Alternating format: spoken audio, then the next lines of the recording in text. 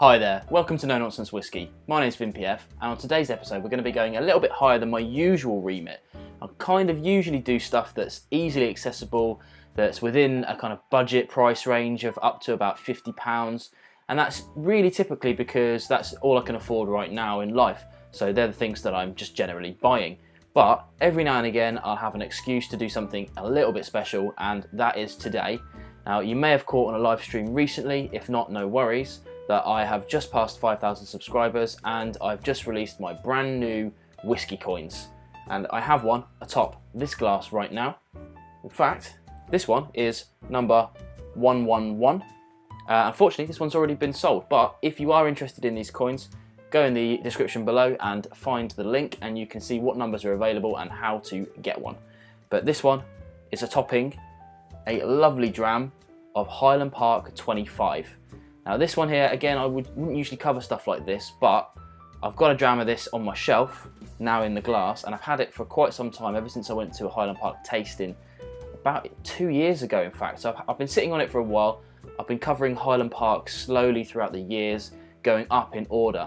Recently did the 21, which I did have a full bottle of, so you can go and check out the link to that up there, and of course there'll be a link later on probably to a Islands playlist that's got all of my Highland Park videos in it. Let's have a look at this 25 and see what we've got in the glass. Now, I have tried this before at the tasting. This particular bottling was the brand new bottling, and it's at 45.7%, and that one was released in 2012. Originally it was released in the 90s at about 48%, but it's been brought down from that. This is really quite an expensive dram. At the moment it comes in at about £325, but it is still available. It's not one of these ones that you need to go to an auction site for because it's been discontinued or whatever. But the prices are creeping up, so before we even get into the dram, I have to say, if you are interested in stuff like this, and you have the money, I should say as well, because nobody should get into debt over a bottle of whiskey. Now's the time to get something like this before it goes too crazy. But what can we say about that? Now, at the tasting itself, this came through as the taste winner for me because it's just so lovely. But factoring in the price, I picked the 21 as my favourite because at the time you could still get it for about £100, which is what I spent on my bottle, but that's now gone way up into the top hundreds, and it's about that sort of price for the Highland Park 18, which is absolutely insane.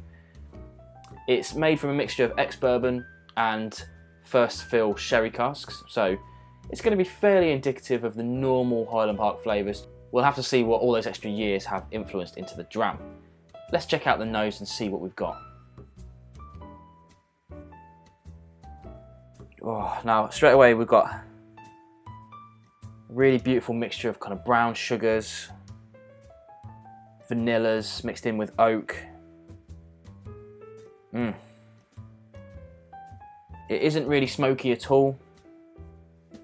They smoke with heather peat from their heather bogs on Hobster, but it's that's kind of long gone on the nose now. You know, you kind of get it quite a lot on the 12, I think, but again, it's still not the smokiest whiskey in the world. I think they're roughly sort of 30 to 35 ppms at time of distillation, but there's not much left in that now. It's just a really nice. A lot of people say Christmas cake, but I'm not really into that. I'm not really into that. Let's try on the palate.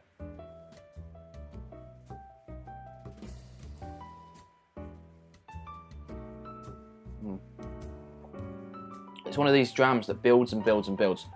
Starts out quite understated and goes up like this. There's lots of dried fruits, kind of sultanas, touch of raisins, that kind of thing. And it's got an extremely oaky vanilla to it. It's kind of akin to a kind of really young bourbon. The entire flavour profile isn't, but that kind of oaky vanilla element that's in there, I can pick out from some bourbons. So don't take that as it tastes like bourbon, because it definitely does not. The sherry influence in there is definitely rounding this around. For me, there's that kind of touch of heathery peat in there as well. It's really hard to discern. I would say it's if you're looking for kind of smokiness, you're not going to get it in this, but it is there, that kind of spiciness there and a little heathery peat there that kind of gives it that extra bit of interest.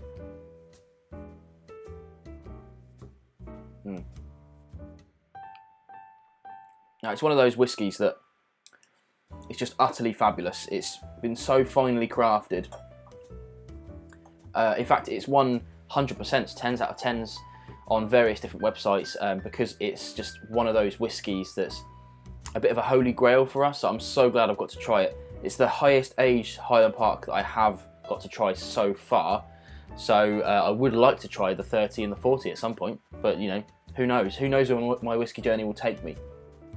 But thank you for indulging me while I try something that's a little bit higher end than I usually do like to cover. But when you've had a whiskey like that sat on your shelf for so long, it doesn't seem like there's much more excuses to try on than 5,000 subscribers. And again, thank you to everybody for watching and subscribing to the channel. If you haven't already, please do hit the subscribe button below and enjoy more videos just like this on the channel. Thank you. We'll have to see how many years extra this has influence. Ooh.